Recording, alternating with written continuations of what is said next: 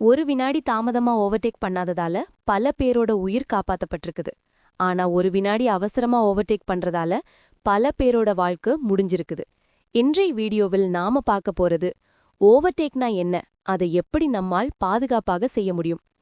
நேரம் தள்ளுது, டிரைவர் மொட்ட மனசும் ஒரு விஷயத்துல தான், ஓவர்டேக் பண்ணலாமா இல்லையா.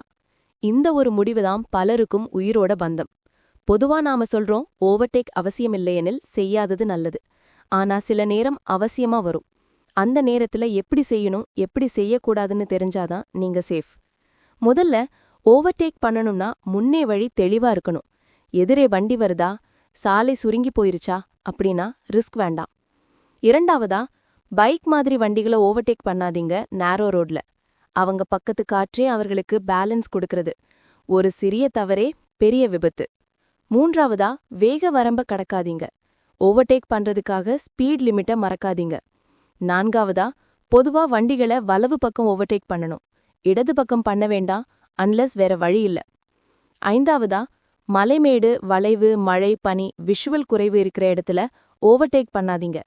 ஆறாவதா, ஓவர்டேக் முடிஞ்சதும் பின்வண்டி ஹெட்லைட்ஸ் இரண்டும் உங்கள் ரியர் மிரர்ல தெளிவா தெரிஞ்சாதான் உங்கள் லேனுக்கு திரும்பணும். சேஃபா ஓவர்டேக் பண்ணணும்னா இப்படி பண்ணுங்க. 1. முன்னே வண்டிகளும் எதிர் வண்டிகளும் பார்க்கணும். 2. பின்னால வரும் வண்டிகளையும் மிரர்ல பார்க்கணும். 3. சிக்னல் போடணும், ஓவர்டேக் பண்ண போறீங்கன்னு மற்றவர்களுக்கு வார்னிங் கிடைக்கணும். 4. வழி தெளிவா இருக்கா, ஸ்பேஸ் இருக்கா கன்ஃபார்ம் பண்ணிக்கோங்க. 5. ரைட் லைனுக்கு மாறி மெதுவா வேகம் கூட்டி ஓவர்டேக் பண்ணுங்க. 6. பின்வண்டி ஹெட்லைட்ஸ் மிரர்ல தெரிஞ்சதும் மீண்டும் உங்கள் லேனுக்கு திரும்புங்க. 7. சிக்னல் ஆஃப் பண்ண மறக்காதீங்க. ஆனா சில இடங்கள்ல ஓவர்டேக் பண்ணக்கூடாது. Double line, curve, hill, intersection, school bus, railway crossing, அந்த இடங்கள்ல பேஷன்ஸ் தான் லைஃப் சேவர். ஒரு ஓவர்டேக் வெற்றி உங்கள் டிரைவிங் திறமைக்கான சான்று இல்ல. ஆனா ஒரு தவறான ஓவர்டேக் உங்க வாழ்க்கையையே மாற்றிடும்.